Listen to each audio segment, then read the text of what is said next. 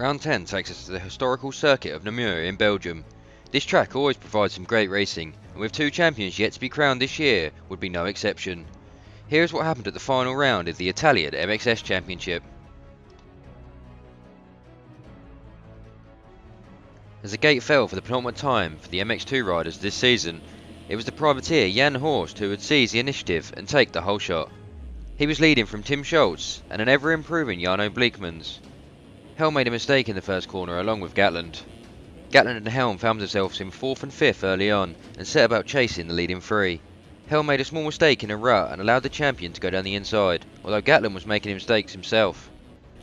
Jason Helm had made his way into second right behind Jan Horst on lap 2 and was putting him under pressure. The South African then made the pass but made a costly error in the next corner, handing TMFR's Gatland the lead. Second place in qualifying was Rasmus Balzer, and he was starting to move through the pack. He was in third behind Gatland and had disposed of Helm, Bleekmans, Nicola Rosano, Tim Schultz and Cedric Vienne. The Dane looked very fast, but unfortunately he would get pushed wide by Gatland and go down before the steps up the hill.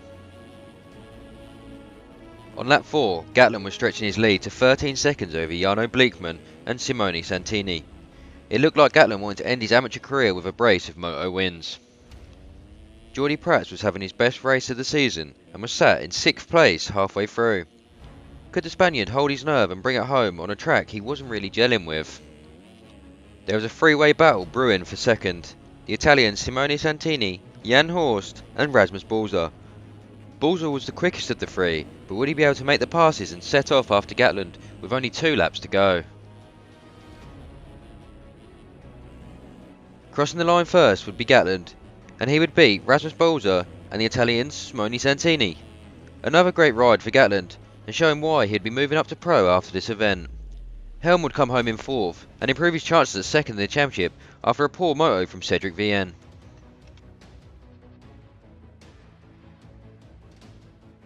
Moto 2 would start with Jarno Bleekman flying to the white line to get the whole shot. He would lead second in the championship Cedric Vienne and already champion Gatland. Bleekman slid out in turn 1, meaning Vienne and Gatland would both go by. What happens next could be a sign of what's to come from Gatland in the pro class. The Brit would show no mercy and run it in down the inside of Vienne, causing the Belgian to crash, much to the disappointment of the fans. Lap 2 was the beginning of an epic battle between the fired up South African Jason Helm and the high on confidence Simone Santini. These two would go all out for a number of laps and would provide the fans a great show to watch. They were riding very respectively, considering Santini was hunting for his best ever overall finish and Helm was gunning for second in the championship. Santini would finally edge past Helm on lap 5 and set off after Tim Schultz. Could this battle be one of the best battles of the whole season? The American Tyler Harris wasn't looking as strong as last week, but he was still put together 2 good rides and come out with a decent overall finish. In Jack Gatland's last ever race in the amateur class, he was storm ahead of the field, and by lap 5 would already be 30 seconds ahead of Tim Schultz in second. With just 1 lap left, Simone Santini was closing in on Tim Schultz for second. Would Tim be able to keep his cool and defend from the strong attack of Santini? After finishing third in Moto 1, we could see Santini wanted to go one better this moto. He had closed the gap considerably on Schultz and was looking for a way past. Gatland would cross the line over a minute ahead of second place, a great way to bow out of amateur racing for our MX2 champion. The pressure was mounting on Tim Schultz, and it had proved too much for him when Santini would slip by with just a few corners to go. Santini would finish the race in second, a season best, ahead of Schultz in third. Another great day of racing in our amateur MX2 class. It's been a great season for many, but none more so than our champion Gatland, who would take the overall on the day with 2 moto wins. Santini would end up second on the podium after his 2 best races of the season in third and second. And taking the last step of the podium was Jason Helm with a 4-4 score on the day. This was enough points to secure Jason Helm second in the championship, and he is for sure one to watch next year.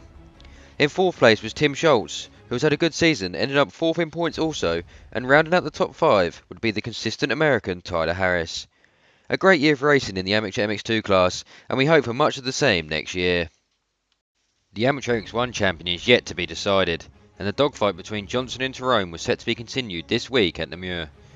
Tyrone had the slight edge in qualifying, but Johnson knew he could finish top 5 in both motos and still would win the title. Here's what happened. The gate drop of Moto 1 saw the German Yannick Schroeter get a great start and avoid the first corner carnage. Tyrone was buried in this carnage and remounted his machine way outside the top 10. Schroeter was followed by Tom Goyon and Red Bull KTM Italia's Ivan Delari. Johnson was also way down after turn 1. The top 4 had broke clear early on, and Delari looked eager to get to the lead as he made his way past Goyon and Schroeter in just one corner. He then made a great pass on Max Moister for the lead. Christopher Johnson had already made his way up to second, and on lap 2 was closing on Delari. Delari then made this mistake under pressure and gifted Johnson the lead, and with Tyrone still stuck in miserable 13th place, Johnson looked very good for the title.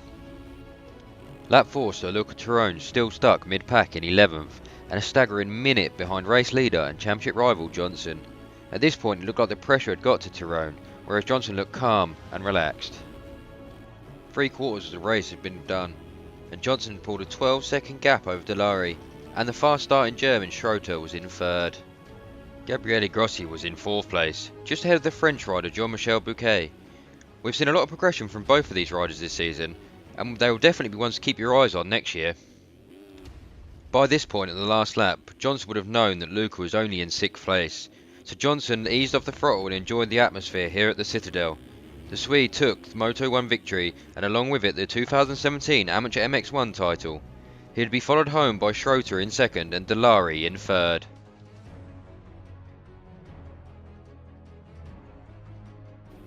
With the championship tied up and decided in Moto 1, it was a free-for-all in Moto 2. Scott Gengler, riding for FCA Off-Road, grabbed the whole shot from Jean-Michel Bouquet and Yannick Schroeter.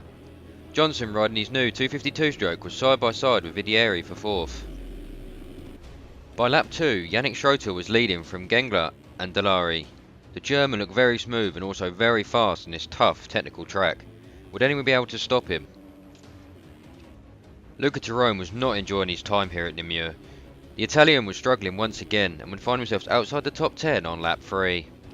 Christopher Johnson was 7th on his 252 stroke, and he looked as though he was having fun. The newly crowned champion was showing his adaptability by running good laps on a different machine. He was just behind Grossi and was closing in. Massimo Verdieri was having a great ride in 3rd place. It didn't look like he could improve on this though, as he was 34 seconds behind his teammate Delari in 2nd. Ivan Delari was the loneliest man out on track.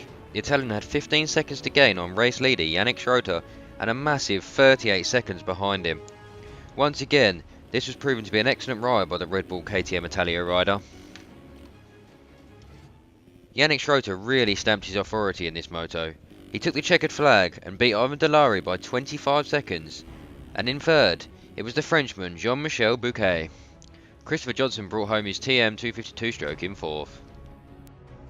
So that's a wrap on the 2017 Italian Amateur MX1 Championship, and congratulations to Christopher Johnson from TMFR for taking the title. On the day though, it was Yannick Schroeter who took the top step of the podium after that fine ride in Moto 2. Our champion Johnson took 2nd overall, and the Italian Ivan Delari secured 3rd on the podium with a 3-2 score for the day. Jean-Michel Bouquet produced 2 great rides and took his best overall finish of the season, finishing in 4th. And in 5th place we have the disappointed Luca Tyrone. He had a slim chance at a title today, but he wasn't at his best. This rounds up a fantastic season of racing in MX1, and the championship went right down to the wire. Who will step up next year and take Johnson's crown?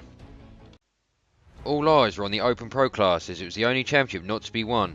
It seemed as if Yannick Müller had a comfortable lead over Ben Seberg, who was in 2nd, but the battle for 2nd was also close with only 11 points separating Seberg and Solis. Harry White sat 4th in the championship and was set to finish there after an injury to Corentin Julian in qualifying. Solis topped the charts in qualifying with a blazing fast 2:12.9 ahead of his TMFR teammate White and the American Logan Leitzel. Here's how their final round went down. Pro Moto 1 saw the Italian Andrea Di Pietro take the whole shot ahead of informed Lithuanian Alana Solis. Championship leader Müller would hit the dirt in turn 1 alongside wildcard rider Logan Leitzel. Solis and Di Pietro then came together, causing the Italian rider to crash. This also allowed Brits, Harry White and Ben Seberg through into the top 3. One corner later, Alana's made a mistake and dropped back to third. Harry White, Ben Seberg and Alana Solis were ready to do battle. These three looked really fast and consistent. Harry White was leading the trio and was looking to beat his best finish at third this season, while Seberg and Solis were fighting for second place in the championship. At this point, White and Seberg were edging away from Solis. Perhaps the Lithuanian was being patient, was going to attack in the later stages of the moto. White looked great out front, whereas Seberg looked a little bit erratic, changing from the 250 to the 450. Solis then capitalised on errors by both his teammate White and Ben Seberg. This gave him the lead, and with the form he has been in, would anybody be able to get close enough to mount an attack? Making inroads on the top three would be the fast American Logan Leitzel. He was closing on Ben Seberg after making the pass on Luca Cavallero earlier in the lap. Yannick Müller would also find his way around Luca Cavallero. Müller knew he only had to finish ahead of Seberg to wrap up the title, and he was closing on the Brit. Could the Madcap rider be crowned champion with only one moto to go of the season? Seberg then made a huge mistake and crashed just before the famous Namur steps. This allowed Müller and Cavallero back through. It had been a nightmare lap for Seberg, dropping from third place all the way down to 6th. The two TMFR riders Alana Solis and Harry White were stretching out a good lead over Leitzel in third. White was 6 seconds off Solis, but 14 ahead of Leitzel, and he looked set to get his best finish of the season. Harry White couldn't quite do enough to get his teammate Solis on the last lap. The Lithuanian would take the Moto1 victory, meaning he has won the last 3 races this season. He would win ahead of his teammate White in second and Logan Leitzel in third. Müller would bring his Honda home in 4th place, and for the second year in a row, he would be crowned Italian Pro Champion. The final moto of the season for the Pro class would see Logan Leitzel take the whole shot ahead of Moto1 winner Alana Solis. Rounding out the top 3 would be Jay Turner on his Transmoto 125, and he would be closely followed by Harry White. At the end of lap 1, Ben Seberg would pull into the pits with a mechanical issue. This meant that Alana Solis would end the day with second in the championship.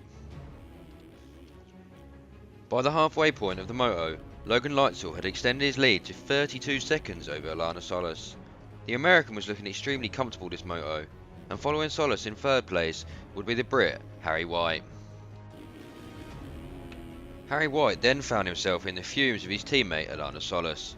Alanas would know that he would need second place to win his second overall in a row. He was riding very smart, and White couldn't find an opportunity to pass. Another Brit, Jay Turner, would be having a fine ride aboard his 125, and would bring it home in 5th place. He looked much more consistent on the 125 than he did on the 450. Taking the final moto of the win of the season, it would be the wildcard rider, Logan Leitzel. Once he got the whole shot, he never gave anyone a chance. Solis and White were still banging bars, but it'd be Solis who would beat White to the line to get second. Harry would end up third. Congratulations to Yannick Müller for taking the championship here at Namur. We hope to see him back in 2018, trying to make it 3 titles in a row. But today saw yet another great ride from Alana Solis, and he would be our overall winner. Also, he would take second in the championship, and he will return next year looking to go one better. In the second spot, it was Logan Leitzel. The American showed great speed in Moto2, and it'd be great to see him compete in the whole series next year. The final step on the podium would go to British youngster Harry White. Harry produced 2 great motos today, and would stand on the podium for the first time this season.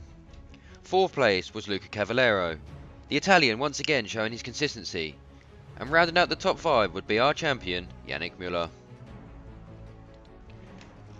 This concludes a fantastic season of racing here in Italy. Congratulations to our 2017 winners, Jack Gatland, Christopher Johnson and Yannick Müller.